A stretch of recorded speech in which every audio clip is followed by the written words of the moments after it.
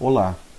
Na aula de hoje falarei sobre o direito da personalidade, na sequência do capítulo 2 da parte geral do direito civil. Nas aulas anteriores eu falei sobre o início da pessoa natural, falei sobre o término da pessoa natural, também sobre a emancipação e as incapacidades previstas no Código Civil. Então, na aula de hoje, na sequência da parte geral do Código Civil, direito da personalidade, do artigo 11 ao artigo 21 do Código Civil. Não é um tema específico do direito civil. Direito da personalidade, ele transcende ao direito civil, de modo que muitos doutrinadores mencionam que o habitat natural dele seria o direito constitucional, conforme será abordado na exposição. Ok? Então, do artigo 11 ao 21 do Código Civil, direito da personalidade. Então, vamos aí dar o conceito do que vem a ser aí o direito da personalidade, conforme diz a doutrina, porque é algo que está ligado à pessoa humana de maneira permanente, de maneira perpétua. Então, é impossível conceber ou entender um indivíduo que não tem o direito à liberdade, o direito à vida, o direito intelectual, ao seu nome, à sua imagem, à sua voz, a seu corpo, enfim, em toda a sua honra. Bom, a doutrina, ela fala, então, tem dois conceitos, um da Maria Helena Diniz e outro do professor Carlos Roberto Gonçalves, que o direito da personalidade está ligado à pessoa, né, toda pessoa natural, de maneira perpétua. Não é impossível conceber um indivíduo sem que tenha direito à vida, à liberdade, ao nome e por aí vai. Também a Maria Helena Diniz fala que são direitos subjetivos, né, da pessoa em defender o que lhe é próprio. Daqui a pouco eu falo um pouquinho desta ligação especial do direito da personalidade com o direito constitucional, principalmente do artigo 5º, etc. Bom, então está aí o conceito, a definição do que vem a ser o direito da personalidade no Código Civil.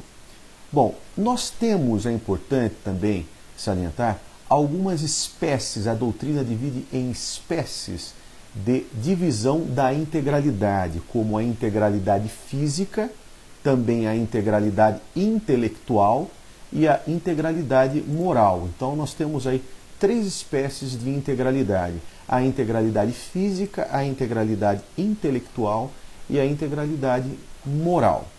Eu também tenho aqui um material para explicar cada uma.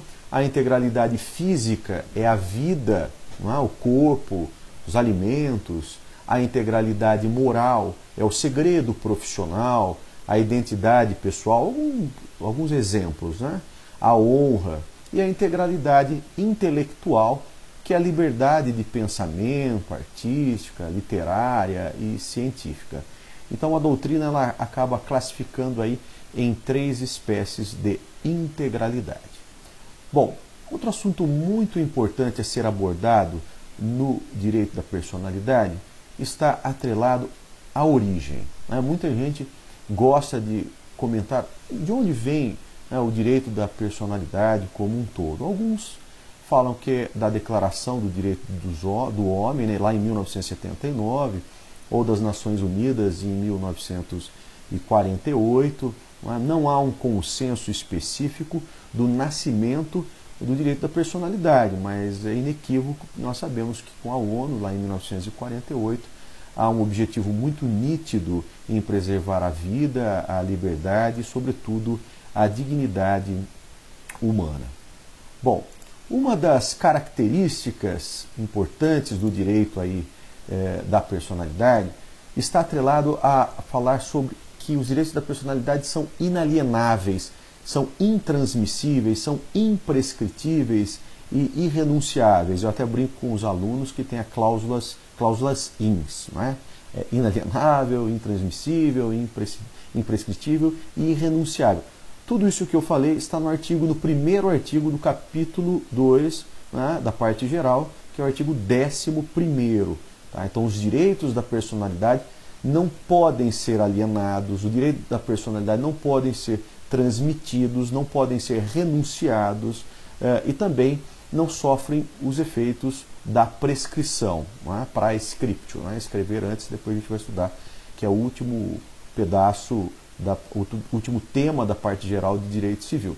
Então eles se encontram de uma certa maneira fora de comércio, porque merecem de uma certa maneira sim a proteção legal. Tem algumas exceções, depois a gente fala, as exceções de direitos autorais.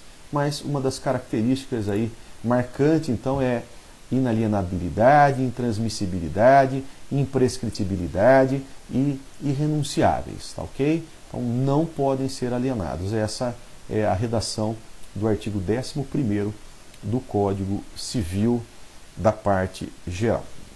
Outro assunto importante no que diz respeito aos direitos da personalidade é o fundamento, a origem, a base efetiva.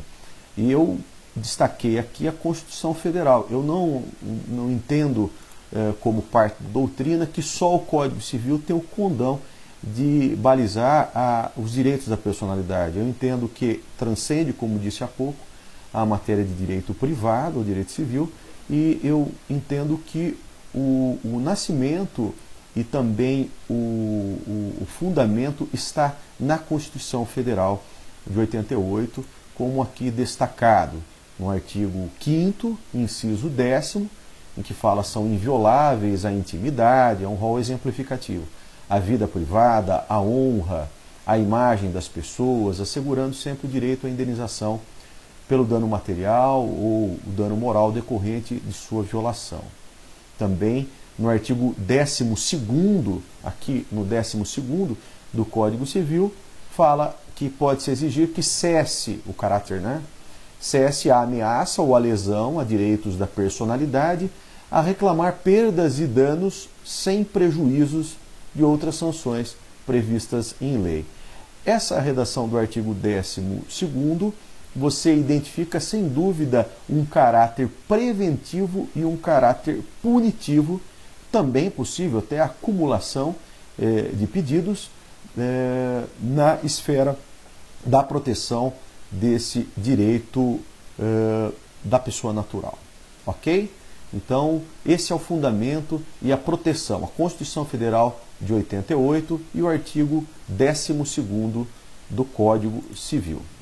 Bom, um dos assuntos polêmicos que eu vim aqui, que sempre é tratado em questões de concurso público, em alternativas, a respeito das disposições do próprio corpo, não é? O Código Civil, agora, o nosso Código Civil de 2002, a Lei 10.406 de 2002, ele veda no artigo 13º, salvo exigência médica, essa disposição de corpo quando importa a diminuição permanente, a integralidade física e também que contraria os bons costumes, não é? Que, como exemplo, eu cito em sala de aula, a barriga de aluguel, não é? Existe uma lei, a Lei 9.434 de 97, em que fala a respeito de remoção de órgãos, tecidos e partes do corpo humano para fins de transplantes. Essa lei foi regulamentada por um decreto 2268 de 97, no slide posterior eu já menciono.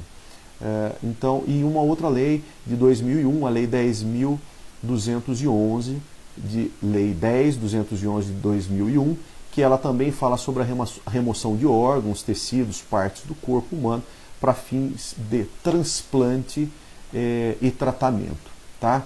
Então, a Constituição Federal também, no artigo 199, o parágrafo 4º, ela veda, a venda de órgãos, as intervenções, questão do aborto, a inseminação artificial. Então, tem alguns pontos aqui importantes aí da nossa fala. Está aí no artigo 13º, que veda essa restrição, salvo exigência médica. O Conselho Federal de Medicina lança algumas resoluções no sentido de explicar quais são as possibilidades em que não importa a diminuição permanente da integralidade física e nem contraria os bons costumes. Tá? Então, cuidado com as disposições do próprio corpo. Há uma certa divergência, nós sabemos sim, não podemos ignorar, mas as disposições do próprio corpo têm a vedação no Código Civil. Tá ok? A própria inseminação artificial tem uma legislação específica lá no Código de Ética Médica, no artigo 53, e fala da inseminação quando ela é heteróloga, né, que não é permitida, apenas a homóloga, que pode ser praticada quando tem o consentimento dos cônjuges. Então é uma legislação específica a respeito do assunto. Tudo bem até aqui? Na sequência temos também outro assunto polêmico a respeito da disposição gratuita do corpo pós-morte. Até separei uma questão que caiu no concurso público, né, porque o Código Civil ele permite, desde que tenha o objetivo científico ou altruístico, a disposição gratuita do próprio corpo, em todo ou em parte, para depois da morte. Altruísmo é relativo a altruísta, não é? O altruísmo é o amor ao próximo, a filantropia, o desprendimento, a abnegação, não é? É contrário ao egoísta. Então o Código Civil permite, né, desde com objetivo científico ou altruístico, as disposições gratuitas do corpo pós-morte. E o parágrafo único do mesmo artigo 14º fala que esse ato de disposição pode ser livremente revogado a qualquer tempo. Também está no Código Civil esta possibilidade de disposição gratuita do próprio corpo. Bom, outro assunto polêmico ainda ligado aos direitos da personalidade do Código Civil está o tratamento médico de risco. Não é? Uma novidade também inserida no Código Civil, especial no artigo 15º, que ninguém poderá ser constrangido a submeter-se com risco, o Código Civil fala com risco de vida, né? Mas o correto seria com risco de morte, a tratamento médico ou intervenção cirúrgica. Então, constitui uma regra ao médico para que nos casos graves não atue sem expressa autorização do paciente. A condição sine qua non para o médico atuar no paciente é a sua autorização. E o médico geralmente faz a autorização. Salvo aqueles casos, não é, em que o paciente já está em situação em que o médico faz a sua intervenção. Tem aqui também um material preparado, logo em seguida, do tratamento médico, que é o artigo 15º. Então, ninguém poderá ser constrangido a submeter-se com risco, lê-se aqui de vida, mas o correto é morte, o tratamento médico ou intervenção cirúrgica. Tá ok? Então, é um direito da personalidade, né? É um direito sim da personalidade.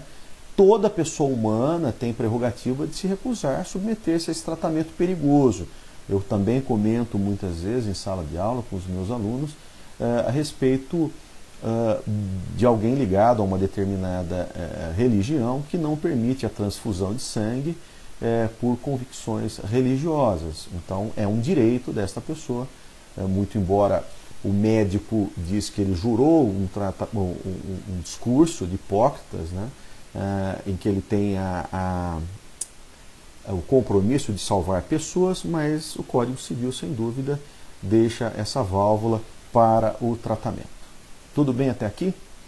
Bom, no próximo vídeo eu vou falar sobre a individualização da pessoa natural com o nome e outras consequências. Até já.